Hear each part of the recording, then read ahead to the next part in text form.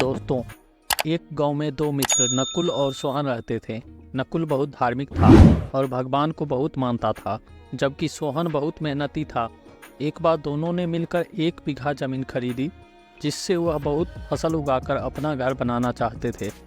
सोहन तो खेत में बहुत मेहनत करता, लेकिन नकुल कुछ काम नहीं करता, बल्कि मंदिर में जाकर भगवान से अच्छी फसल के लिए प्रार्थना करता था। इसी तरह समय बीतता गया। कुछ समय बाद खेत की फसल पककर तैयार हो गई, जिसको दोनों ने बाजार ले जाकर बेच दिया और उनको अच्छा पैसा मिला। घर आकर सोहन ने नकुल को कहा कि इस धन का ज़्यादा हिस्सा मुझे मिलेगा, क्योंकि मैंने खेत में ज़्यादा मेहनत की है। यह बात सुनकर नकुल बोला, नहीं, धन का तुमसे ज़्यादा हिस्सा मुझे मिलना चाहिए, क्योंकि मैंने भगवान से इसकी प्रार्थना की, तभी हमको अच्छी फसल हुई। भगवान के बिना कुछ संभव नहीं है। जब वह दोनों इस बात को आपस में नहीं सुलझा सके, तो धन के बंटवारे के लिए दोनों गांव के मुखिया के पास पहुंचे।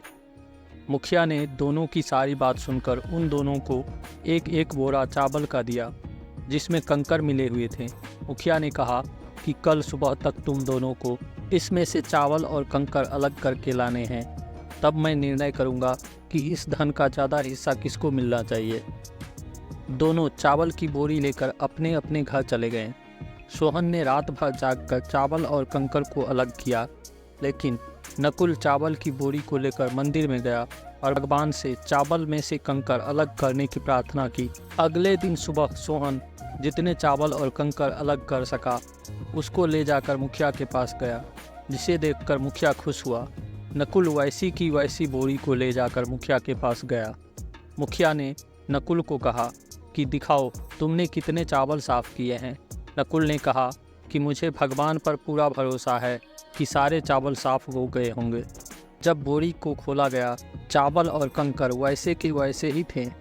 मुखिया ने नकुल को कहा कि भगवान भी तभी सहायता करते हैं जब तुम मेहनत करते हो।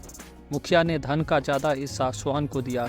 इसके बाद नकुल भी सोहन की तरह खेत में मेहनत करने लगा और अब की बार उसकी फसल पहले से भी अच्छी हुई। दोस्तों, इस कहानी से हमें यह शिक्षा मिलती है कि हमें कभी भी भगवान के भरोसे नहीं बैठना चाहिए। हमें सफलता प्राप्त करने के लिए मेहनत करनी चाहिए, तभी हमें भगवान सफल बनाएंगे। दोस्तों, आप सभी से विनती है कि कृपया इस कहानी को लाइक और शेयर अवश्य करें। धन्यवाद।